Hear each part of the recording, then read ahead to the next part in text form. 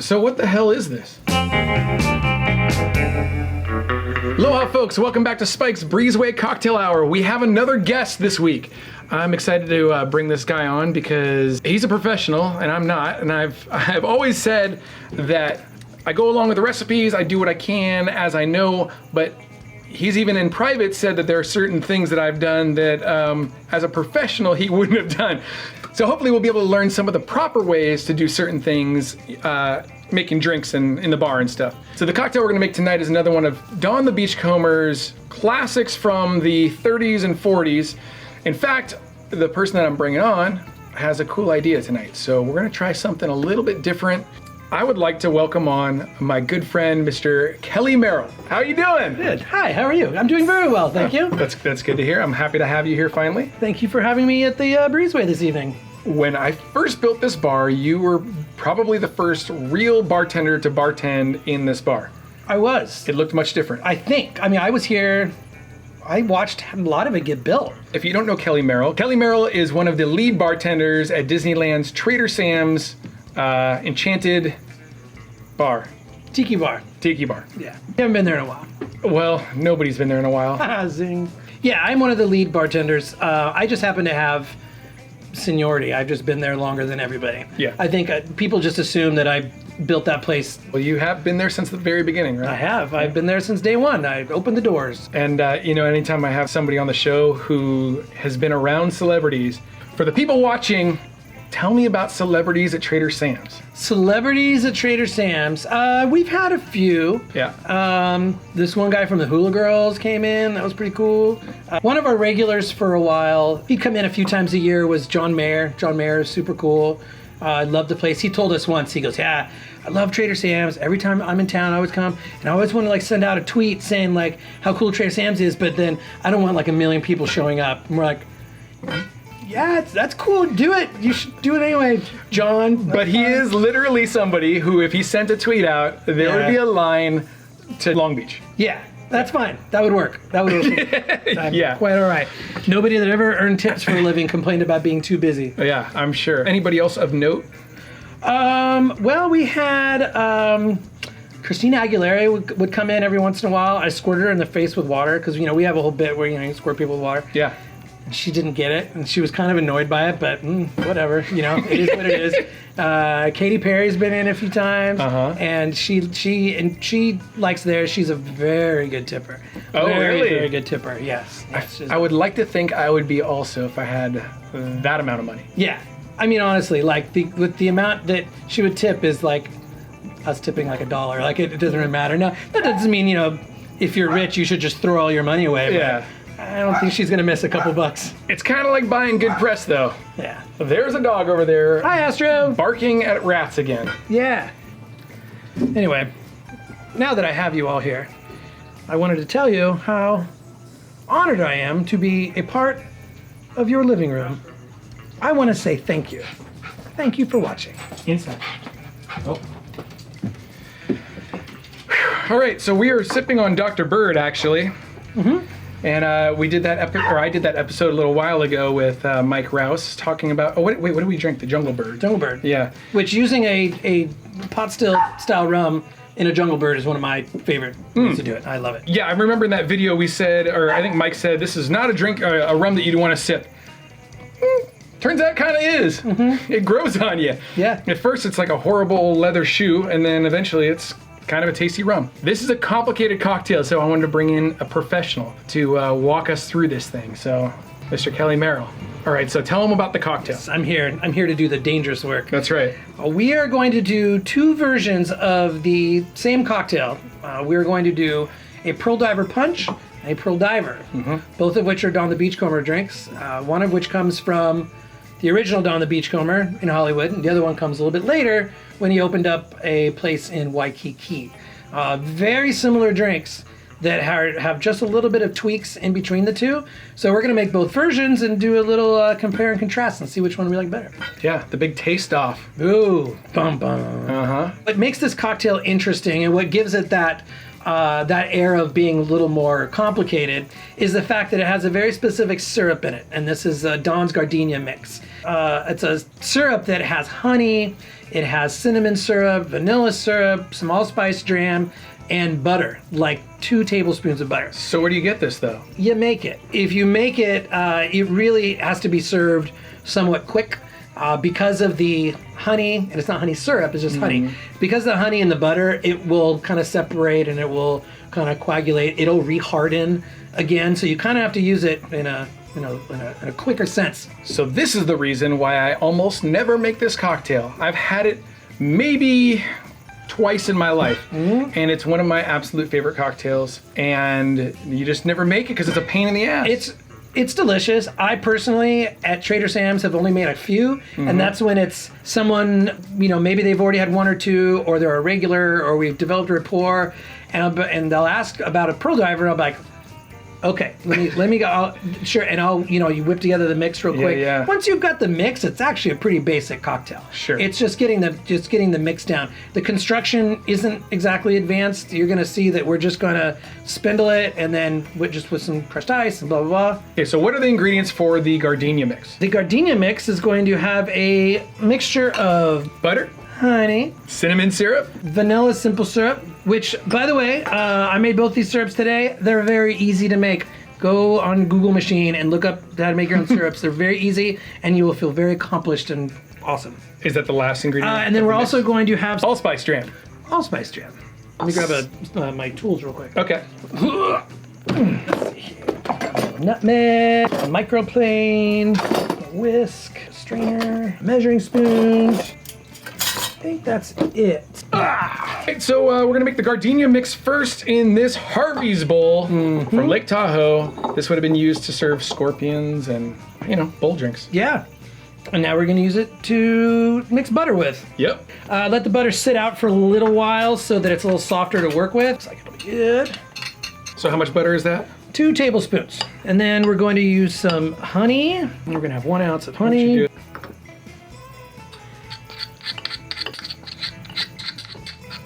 All right, 1 teaspoon of cinnamon syrup. Smells like cinnamon. Smells like cinnamon toast crunch. Oh, this could get a little bit messy, but here's a pro tip. Ooh, pro tip. When you're measuring something in a spoon, especially when it's something small like just 1 teaspoon or whatnot, never pour over your drink. You always want to pour it to the side. That way, if you spill a little bit, you're not spilling into the drink and, using the wrong proportions. This makes sense. Yep. Thank you for the pro tip, though. Whoop. See, look at that. Whoa, that would have ruined the Gardenia mix. That would have been too much cinnamon syrup. Is it okay that I'm mixing this stuff in here? Yeah, sure. All right. I mean, that's what we're going to eventually do anyway. Yeah. Half of a teaspoon of vanilla syrup. Can I smell that one? Yeah. Why'd you say it like that? Vanilla syrup. Smells like vanilla ice cream. Yeah, and vanilla syrup's incredibly easy. You literally make simple syrup, wait for it to cool, and then add vanilla extract. There you go, vanilla syrup. So are you one of those simple syrup makers who does the slow simmer water thing? Yeah, I do, only because that's the way I've always made it. Some people will swear by the cold method. Right, King does that, I think is fine. Yeah. A lot of people that are much smarter than me say the cold method keeps the sugar flavor more pure. It doesn't cook it out. Cool. Honestly, I don't have a palate that can discern between an entire cocktail that has one method of sugar over the other. Right. But if that's what you like, then awesome. I'm not going to fight you on it. By the way, I made both of these syrups with Demerara sugar. I prefer simple with Demerara because it gives it more body, gives it more flavor, and just has just a little deeper of a taste than just regular unrefined sugar. And now we're also going to do a half a teaspoon of St. Elizabeth. This is one of my favorite tastes in the Tiki Land. Oh, yeah. Allspice jam is one of Don Beach's favorite ingredients. It smells like some people do. Barbershop. It smells like cloves, right? And isn't that what they use in it smells like bay rum? Just smell like Christmas. Christmas? Yeah. It's allspice is a very seasonal flavor. Think of all the kind of things that are in like a Thanksgiving or Christmas food. It's a lot of these kind of flavors and smells. But yeah, very bay rummy. Yeah. We're going to do just a half a teaspoon. A little more tricky without a pour spout. All right, another half a teaspoon of St. Elizabeth. Okay. Now, stir that bad boy. Okay, I'm stirring. So if you can see the consistency, it's like almost like pancake batter or something. Pretty good. So you want to get all the lumps out of it, I'd imagine? Yeah, I would try to make it as smooth as you can. Okay. How are we looking? Oh yeah, see? That stuff looks good. And when we start making this drink, this is the ingredient we're going to use first, because if we do everything else and you start talking or something else grabs your attention, you're gonna go back to this and it's gonna be a little hard again. All right, so we have the Gardenia mix made, correct? We do have the Gardenia mix made. Why don't we go get little spoons we can try it by itself? Little spoons. Wow, these are little spoons.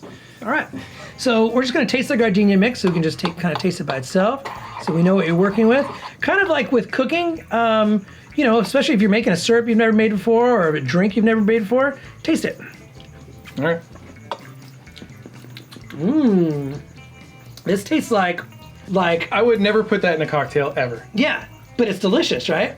But you wouldn't. That's incredible. But you would never say like, I want to put that in a drink. It's No, like, I want to bake it's that like- into cookies. It's like pancake batter. Yeah. And we're like, you know what would Wow. really good with pancake batter? Lime juice and rum, cinnamon syrup, vanilla syrup, honey, butter, Right. which is the main. That's the main thing in there is butter and honey, and then a little bit of the dram. But yeah, that's some good stuff right there. We are going to start with our Gardenia mix first because it is not the most stable thing in the world, and it'll kind of change up. So we're gonna put that in our tin first. First, let me ask you, what is the order that you would normally do ingredients into a tin while making a cocktail?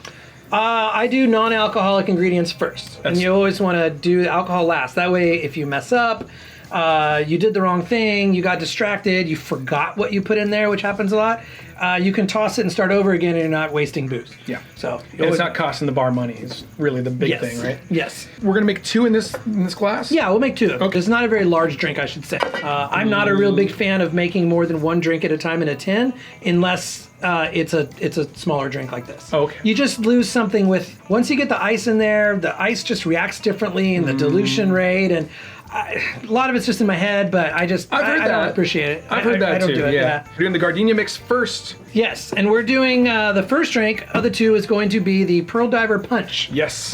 Which was found to be first on the menu at Down the Beach Rum in 1937, so a couple years after he opened.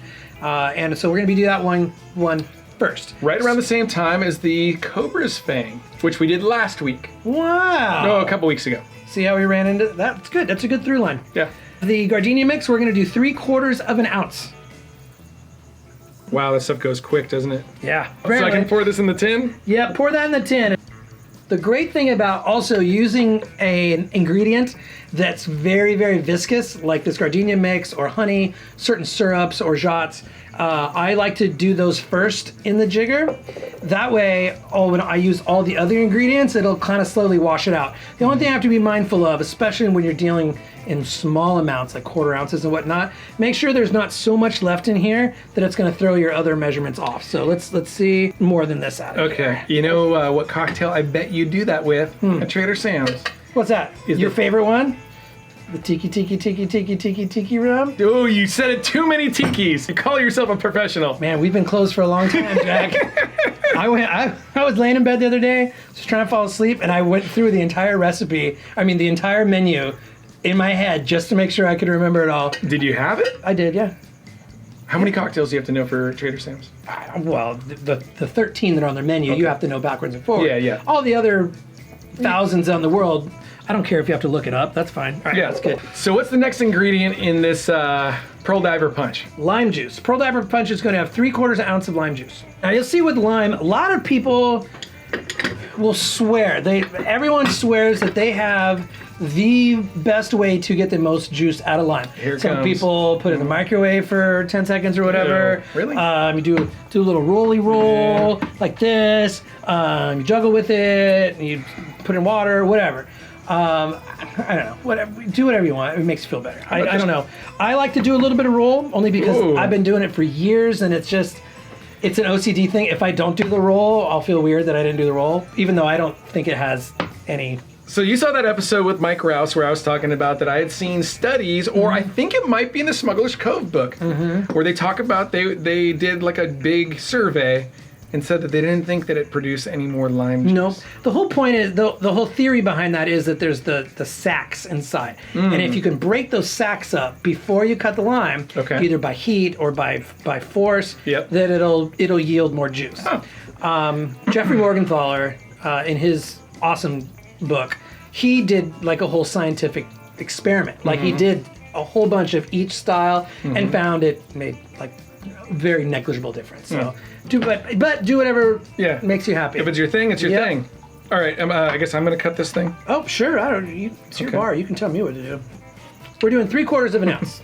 We're just doing one drink at a time with juice, so we don't have to worry about straining, really. But if you're going to be juicing like a quart or whatever of juice, I would always strain it. Okay. I'll just strain it directly in from the juicer into the container rather than straining it later.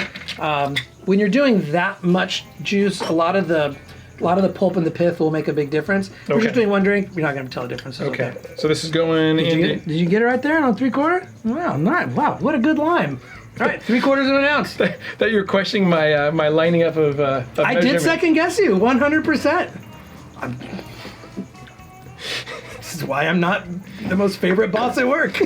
Been a bartender for 10 years and I'm still gonna look over your shoulder. You can get a different knife if you want. No way. Everybody always comments on that and I go, it's ceramic. They sell ceramic knives that are bigger. Not interested. 1 ounce. See, now you did this on one of your videos and it seemed to work for you. Yeah. And that's not wrong. Yeah. I just personally, with a grapefruit or an orange or something that's that big, I'll cut it into quarters. That way I get more, you're more prone to get splashback when you use something this big, but I mean, it works, whatever. Yeah, I can see I can get a little bit out the back there, but. This is one of the big differences between this drink and the next one we'll do is this one actually has Falernum in it, the next one does not. And the Falernum is just going to be a little tiny bit. 1/4 ounce or something? We're just using a teaspoon. It's a 2-man, we can do 2-man job. Not interested in that show. Okay, so I'm going to do it on the side of the cocktail glass here. On the side of the cocktail, and just like when you're using a standard jigger, you want to get the meniscus on your spoon as long. You want to see it where it's bubbling. It's just about to spill over, but not quite. It's got that little bubble, that meniscus. You'll have consistency. You'll know that that's exactly what you pour. Now, if you pour a little bit less than that because that makes you nervous or you're just not used to it, that's fine too. Just do it that way every single time. Sure. Makes sense. That's all I do. Now we go with the good stuff. We're going to go with the rums. So this is going to have 3 rums in it. Where the next drink we do is only going to have 2. We're going to start with our Angostura Rum. Okay. Here. It is. That's a very nice aged rum. How many ounces is this? 1.5. Okay. Oh, he's going to have the backhand pour. But yeah, I know you can get real deep in this stuff. Oh yeah, learning about rum is like learning about wine. All right, now we're also going to use a Demerara Rum, which is going to be a 3/4 of an ounce of Demerara Rum. And then honestly, I mean, for ultra traditional drinks like, like the Zombie or 3 Dots or whatnot, I would do your very, very, very, very best to try to find those styles of rum in which they'd like you to find. Now, remember, I mean, people have been arguing about what are the correct rums in a Mai Tai for, 60 years, and there's really no right answer to that because those rums don't exist anymore. Sure. But if you prefer, like for instance, the Dr. Funk, that traditionally does not have a pot still rum in it. Right. But it's really delicious with it. So go ahead. It's your drink. You're making it how you want. Nice Plantation 5-year, which is a delicious, delicious rum. And that's going to have a 1/2 ounce. Smells like rum. Here, pour a little bit in there. Just a little bit more. It just looked kind of funny. Oh no, it's good. Just want to make sure. Look, I don't get to drink at work behind the bar. I don't work at that kind of bar, so I got to take advantage of it while I can. This is for one cocktail? This is one cocktail. That's right. So, should we double it? Yeah, let's do all that again. That's right, because we were making 2, huh?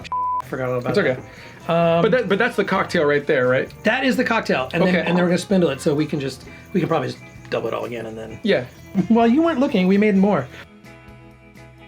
All right, the cocktail is done. Boom. magic. I'm not used to that happening. I usually just say it and then Yeah. So the thing about the Pearl Diver, well, the thing about the Pearl Diver Punch, well, did they use these glasses for the Pearl Diver Punch? Yes. I like it a lot. So this one's a vintage glass over here. Kelly brought his own, which is from Cocktail Kingdom, right? Mine is also vintage. No, I don't have a job right now. I can't afford Cocktail Kingdom. No, this is from another specialty barware store called Amazon. 2 for $20. Boom. All right. So we're going to blend this with ice. You'll notice that a lot of your favorite tiki drinks actually will spell out how much ice to actually use. It'll give you an ounce. And that's really important. If the recipe says to use this many ounces of ice, use that many ounces of ice. Do it for a reason. So this one in particular has 6 ounces, I believe. 6 ounces per drink, so let's do 12 ounces total. Okay. You calling that 12 or one more scoop? One more scoop. Yeah, there we go. There. We're gonna use our mix it. Whoa, it's already on. Okay. It's always on. 20 seconds. Really? Yeah, it's gonna be a while. Kind of like, that's the mistake a lot of people make with the Missionary's Downfall. You blend it for like a good 30 seconds. Oh, all right. Yeah, that's probably good. Of course, this was edited for time, so approximately 20 seconds. When you're making 2 blended drinks at the same time, you want to pour them both evenly. Or else one of them's going to get all the ice and the other one's going to get just the way the ice sits. So you're going to pour this one just a little bit. Oh, shoot. What? We happened? forgot an important part of this drink. This is one of the few drinks that's actually going to be double strained. Oh! So we're actually going to double strain this. So we're going to use the fine mesh strainer along with this. And that's so you get the consistency and the mouthfeel of a mouthfeel, if you want to sound fancy in front of your friends, of a blended drink. So it's going to be very airy, a lot of air in this drink, and it's going to be really smooth and silky-like, just without all the ice. There's no ice in this drink? Well, there is, but we're straining it out right now. What's left in the glass? What's left in this glass is going to be a lot of air and a lot of deliciousness. You just won't have the actual ice because it's still in the tin. So you serve this up then? Essentially, but we're going to add ice to it. So we're going to top it off with ice. Oh! So it's going to be a very silky smooth drink, Right. like you would with a nice, blended drink. It just doesn't exactly have the ice in it. So now we're going to top it with some of our ice.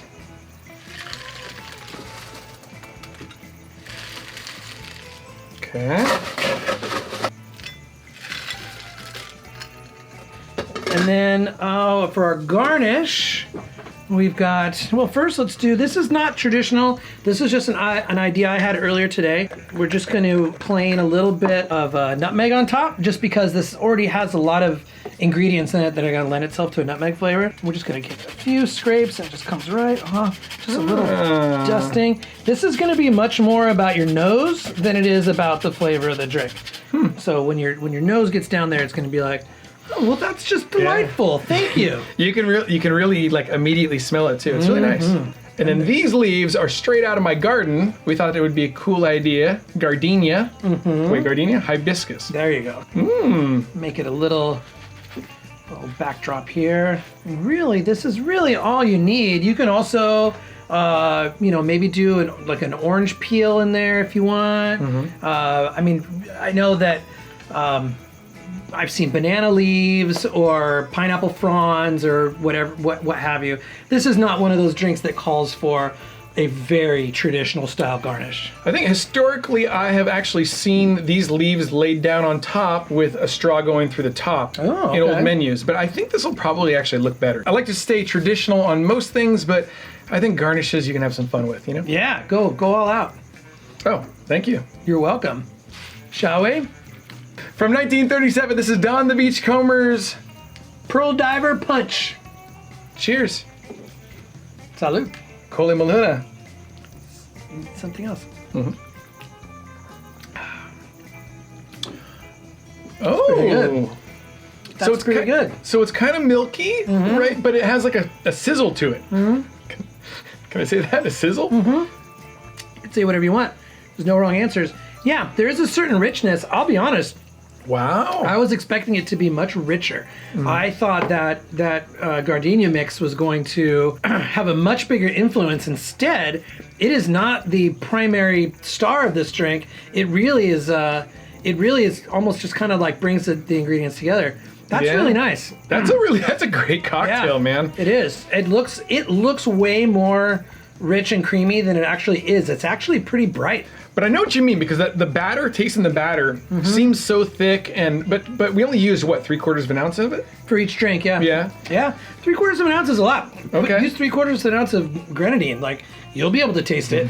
But that's the beauty of this drink is we use 3/4 of an ounce of a mixture that was so rich and is basically a batter. And it still came out this light and this bright. This is good. And I have had this drink before, but this was... I think we did it the best. I think we did a very good job at it. No, the best. The best. So I'm curious as to how this compares to the Pearl Diver. I think the Pearl Diver is going to be a lot more of that rich flavor we're talking about, because the Pearl Diver has less rum and it has less orange juice. I believe it only has I'll have to relook at. I believe it only has half an ounce. Okay. As compared to a whole ounce of this. I think the Pearl Diver, the later recipe, is going to be much more rich, but we will find out. Stay tuned. Stay tuned. Fucking tiki drinks. Real honest to good tiki drinks are freaking genius. They really are genius because they're so delicately balanced. It's such chemistry. Chemistry? It's almost, well, it's baking, really, right? Bartending is much, much closer, real bartending. It's much, much closer. That sounded like such an asshole thing to say. What an arrogant bartender.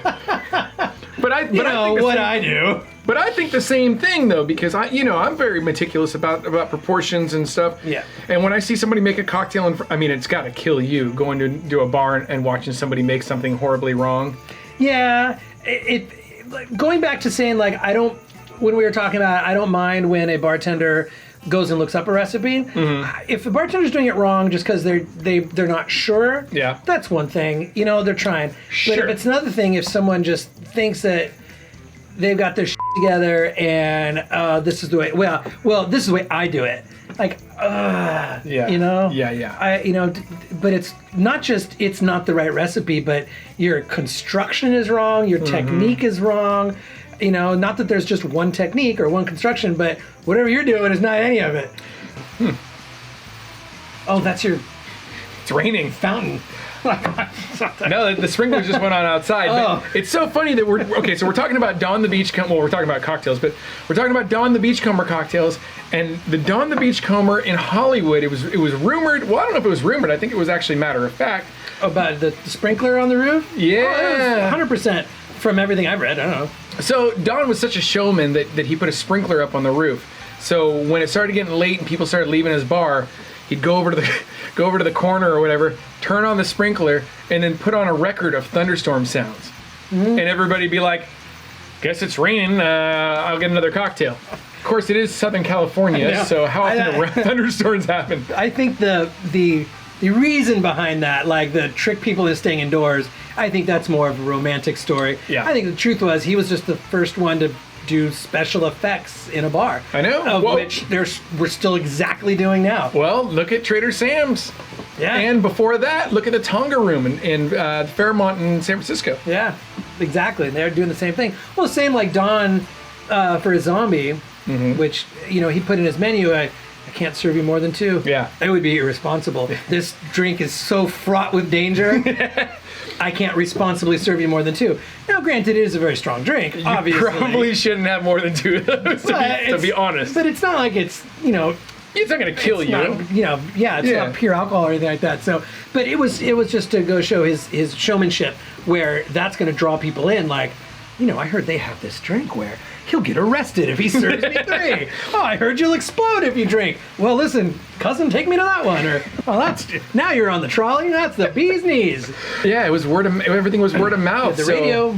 So if you can only imagine, hearing word of mouth, hey, there's this place in Hollywood that they won't let you drink more than 2 of these certain drinks, or you go in there and there's this rain thing that happens sometimes, or it's all like the jungle, and that was the best word of mouth you could have. Sure. And Don knew that.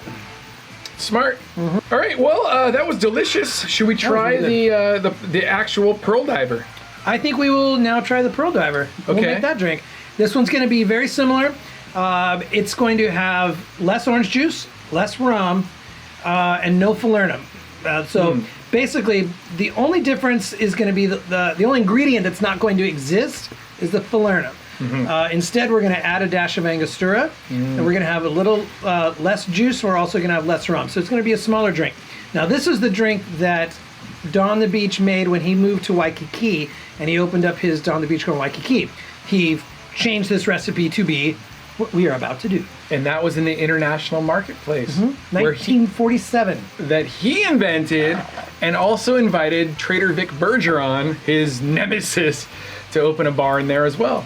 Frenemies, I think they were. Frenemies. Don Ho, Martin Denny, all performed right there in the international marketplace. Bon Jovi, I think, was there. Was that Bon Jovi? No. Warrant? Was it because I said warrant?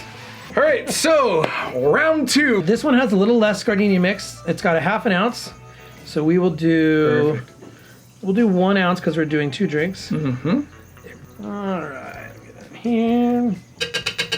Lime juice. All right, lime juice. We are going to do 1/2 of an ounce of lime juice. Do 1 ounce of lime juice because half ounce per drink. Okay, 1 ounce, right? 1 Because it's half an ounce each. So Correct. you're making 2, it's 1 ounce. We already have our Gardenia mix, Yep. so we're gonna do a dash of bitters, so 2 dashes. Okay. That's 2 rums. We're gonna use our Angostura rum, and that's gonna be 1.5 ounces. Okay. And that's for 2? Correct. Not correct. Good correction. So we need 3 ounces. Demerara Rum, 1 ounce, half ounce, so 1 ounce total. Okay. That's the drink. Less ingredients, so this is good. So All right. now we're gonna do. This one has 4 ounces of crushed ice. So Oh, like yeah. the last one had 6. So we'll do 8 ounces of crushed ice total. So this goes in here? Yes. Okay, 20 seconds on the Hamilton Beach. Okay. My God. Now we are going to, just like the last one, we're going to double strain. Okay. We're going to double strain into our glasses. That's good. Yeah, kind of tap. Ooh, Wow, that looks so good. looking good. What year was this from, do you know?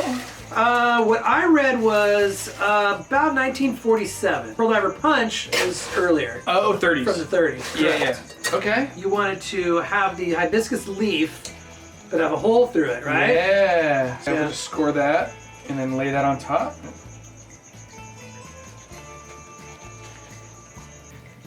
It looks so ridiculous. We should taste these things. From 1947, the Pearl Diver. Cheers. That's a different drink. That's lighter. It's like airier, right?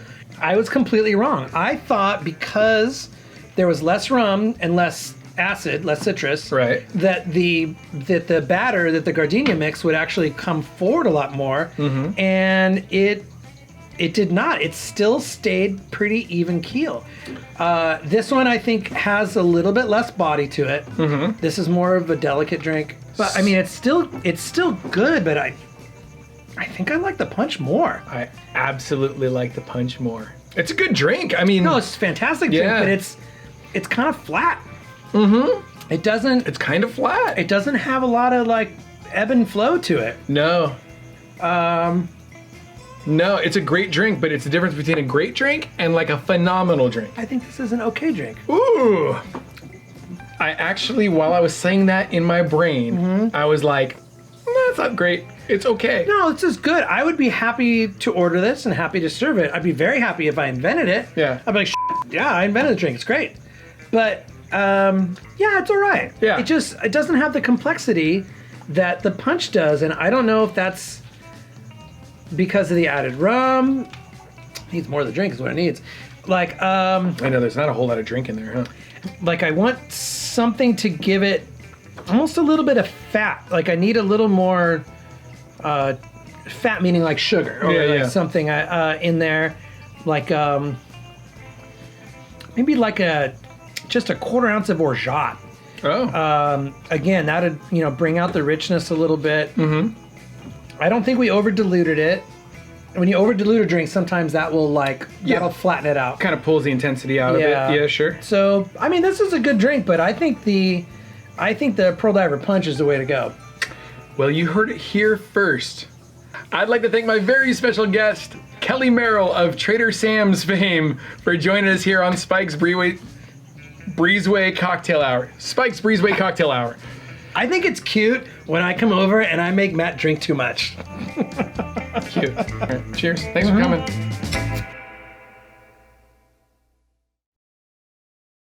Of all these starlets and it's fucking chupacabra shit.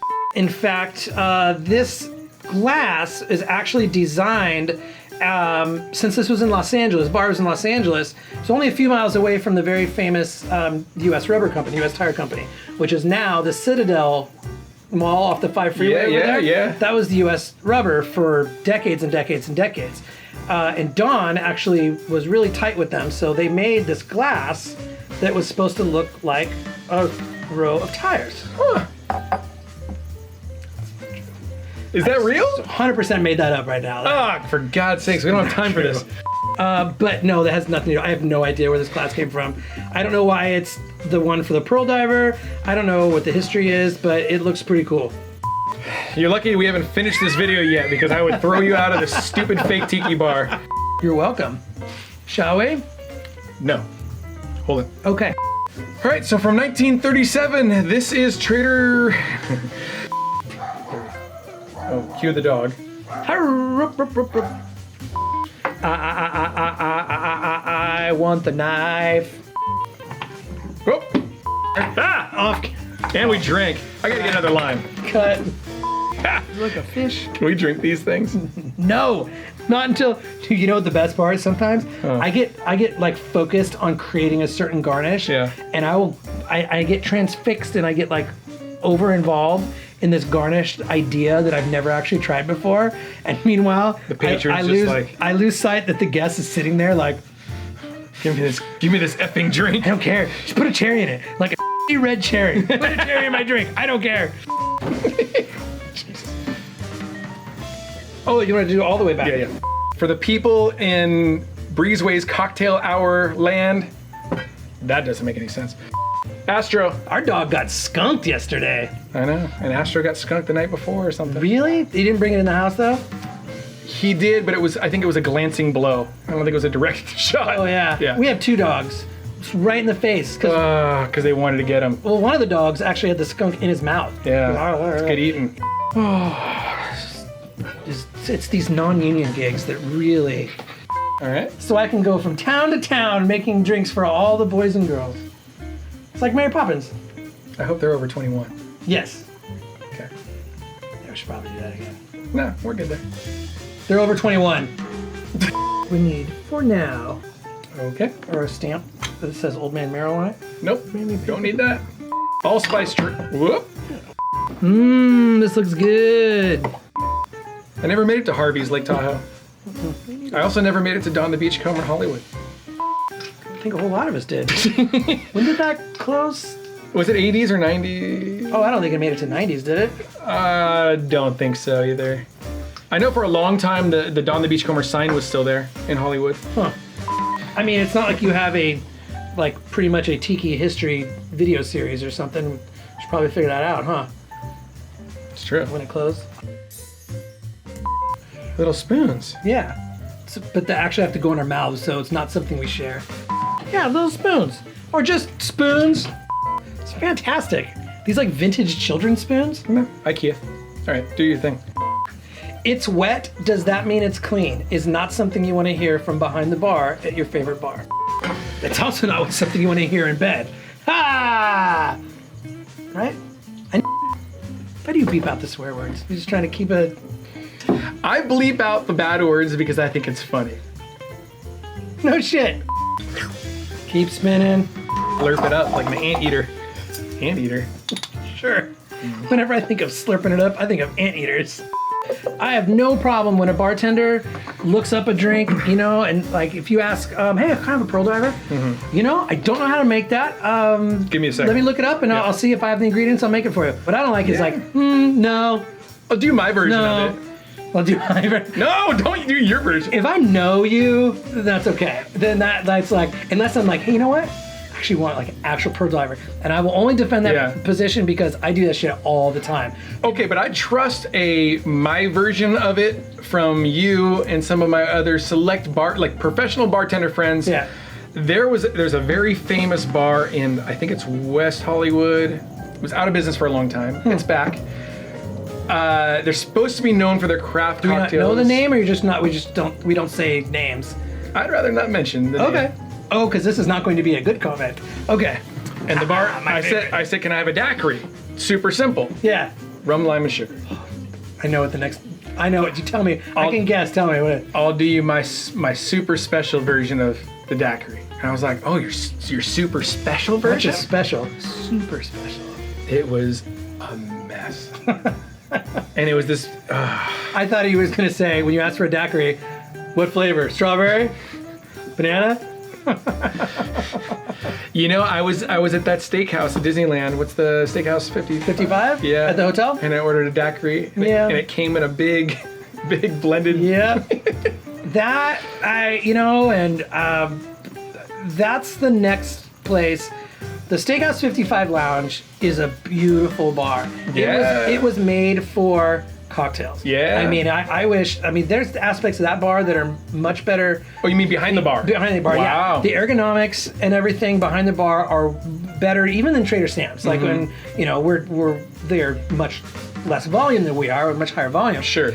And as soon as I say we, like I'll have anything to do with it, as soon as we can get the proper kind of staffing in there, that bar could be one of the best bars in the resort. We just have to get the people that currently work there motivated to learn these things that people expect, like a daiquiri. I mean, 4 or 5 years ago, nobody ordered classic daiquiris. No. Nobody. Now, that's like the drink of choice for every young bartender. And then old people like us too. Like, everyone wants daiquiris. Old people. Thank you for having me. This has actually been really fun. And I know you've never had a guest twice, but I would love to be the first guest you've had more than once. This is super fun. Sure talk a lot. Yeah, I do. Let me ask you a question. I ask this to everybody that I have on the show. What's your favorite tiki bar? And of course, I mean not Trader Sam's. Thank you. Although I do love Trader Sam's, it is one of my favorite tiki bars. Yeah, that's where you and I first had a conversation. That's romantic. Yeah, it actually kind of is. You were there, and I recognized you, and I said, "Hey, you're in the band, the Hula Girls." You finally made it. You recognized me, and I was like, "Yeah, I saw you guys at a room party at Tiki Oasis." Oh. No, yeah, that. But that's a true story though. When you sat at the bar, and I was like, "Hey, I recognize you. You're from the Hula Girls, right?" And you're like, "Yeah, man, that's rad. You recognize?" I was like, "Yeah, it's cool." So you guys at Tiki Oasis at a room party.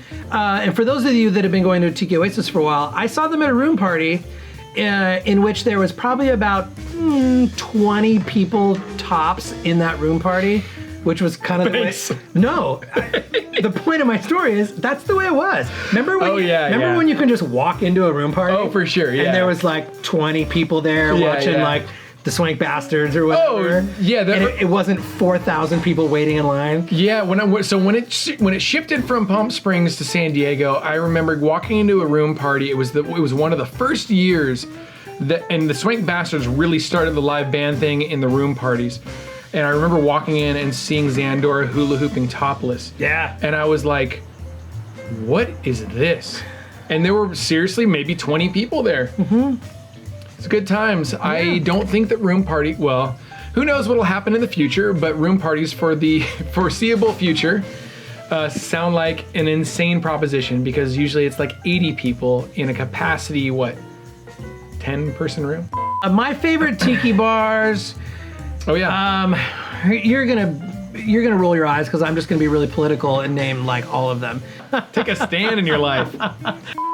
I can't. I don't make anybody mad. Yeah, I know. We got too many bartender friends. Can I just say the tiki bars I don't like? Oh, that's interesting. No, I'm not gonna do that. Oh, what a coward. I wouldn't do that either, though. Yeah. They're all fantastic. I have a special attachment to the ones obviously who I'm close to the owners or operators, like Tonga Hut and both Tonga Huts.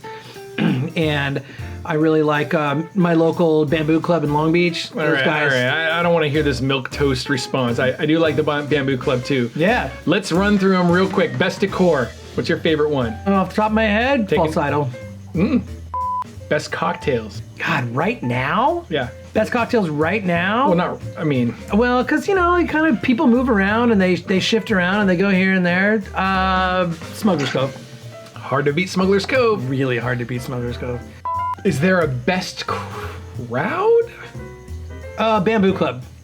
Bamboo Club.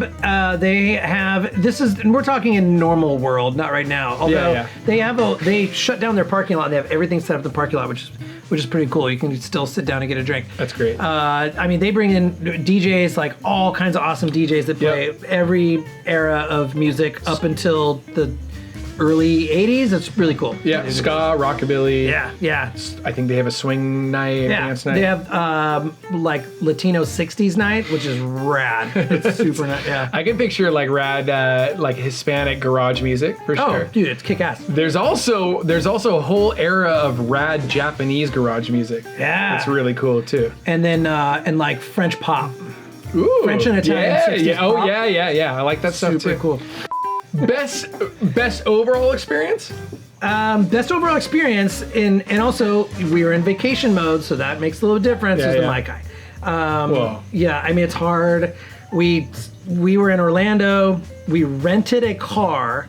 In fact, Martin Kate knew we were going to Orlando, and he goes, "Are you going to Mai Tai?" I'm like, "No, that's like 3 hours away." He's like, "Rent a car, drive to the Mai Tai." Yeah. And we're like, all right, so we did, and the best experience.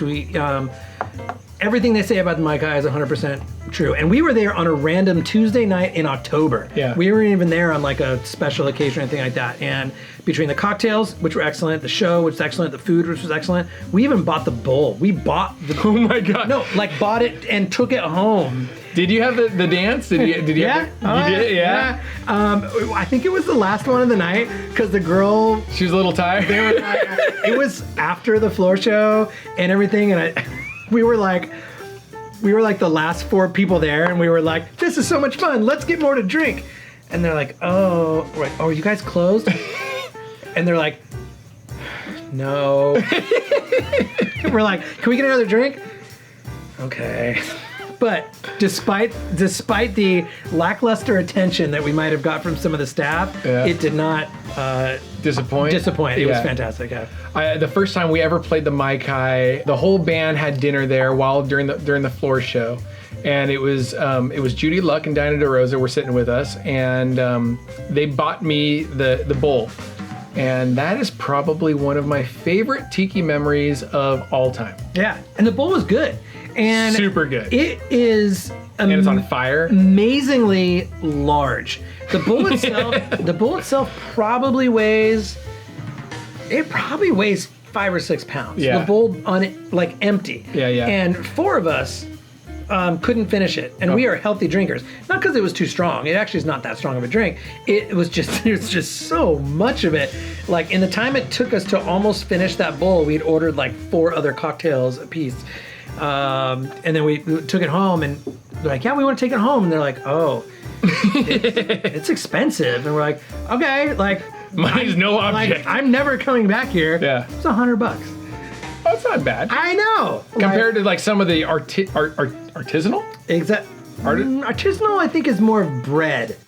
Artist centric. All right.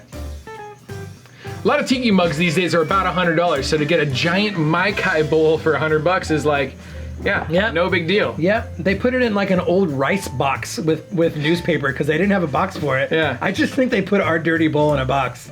Yeah. I'm fine with that. That's okay. Yeah, they're not Disney. What was the first tiki bar you went to? Because I'm trying to think of what is the first tiki bar where I knew I'm in a tiki bar. Can you think of that? I think that was Sam's Seafood. No. In college, it was the Tonga Room. The Tonga Room, and that's because I had a graphic design professor who was the guy who really got me into tiki, and he took us on a theming trip to San Francisco from Stockton. And he kind of introduced me to tiki collecting and stuff. And we went into the Tonga room, and I was like, what in the world is this? The fire had been lit before, but seeing that was just like, what am I in? Yeah. You know, that was an Oceanic Arts build too. So like all the Yeah. old masks and all the carvings and everything were all Leroy. And what about you? I know. I'm trying to think of There wasn't that moment the first time where it dawned on me that I'm in a tiki bar. Yeah. Was probably Bahuka. And Okay. I think it was Bahuka, and I think I was just there by happenstance. Yeah. Like met like some friends were like, hey, we're going to Bahuka. This place in Rosemead, and at the time, You're I'm like, like, Rosemead? Yeah. that's 4,000 miles away. When Yeah. it was like 15 miles away, and I think it was Bahuka, but it didn't dawn on me until later that was like a thing. I'd always been. I went to Hawaii when I was a little kid. Sure. And ever since then, I always loved like Hawaiiana. I didn't realize there was a whole movement behind it, but Yeah, sure. But there's such a difference between Hawaiiana and tiki. Oh, yeah. You know what I mean? yeah. But I'm saying like that's how I always knew that there was something about it that I was drawn to. Yeah. Oh, yeah. That I really absolutely. liked it, and it wasn't until much later where when I lived next to Jason Weckerly. And he was like, "Are you like a rockabilly guy?" And I was like, "No, I just like old stuff and vintage stuff." He goes, "Do you ever do any tiki stuff?" And I'm like, "There's tiki stuff? Tell me more, please." And he's like, "Yeah, we meet every Monday at Don the Beachcomber when the Tiki Central would do every Monday at Don the Beachcomber." Yeah. So the first few times that I went to Don the Beachcomber on Monday nights was when it was still like. Well, it was like 20 people would show up for Tiki Central Mondays. It was a big deal. Yeah, I know. May it rest in peace. Yeah. Yeah, I was going to Sam's Seafood before it was Don the Beachcomber, and that was before the cocktail thing was even a glimmer in the hipster's eye. Mm-hmm. And you would go in there and you'd get a big bowl of blue something, and you'd drink it and you go, oh, this is kind of disgusting, but I'm drinking tiki drinks in a real tiki bar. Sam's Seafood's from it was built in '59 and then opened in '60. But it was prior to '59. It was. Yeah, it was something else. It was something. Yeah. Sam's Seafood Spa. There was another Yeah. location too. It kind of it's a thing, and it caught on fire, and then it was rebuilt in '59. Well, they had it's Prohibition. They had moonshining out the back. I know. Or whatever. I don't never know if any of those stories are true. I think so. Sure, I've why been not? in the basement. Yeah, they're great. It's They're all creepy down true. there. 100%. It's better if they're true. Yeah, it totally is. Yeah. Well, these drinks are like done. Are we done drinking? That's the problem. Fuck no. My wife told me I don't have a curfew tonight. This is great. I think I'm your roommate now. Sorry, I didn't mean to stare at you after I said that. We done talking? We're not going to make another drink in front of them. Oh, that's what I do for a living. Well, that's what I used to do for a living.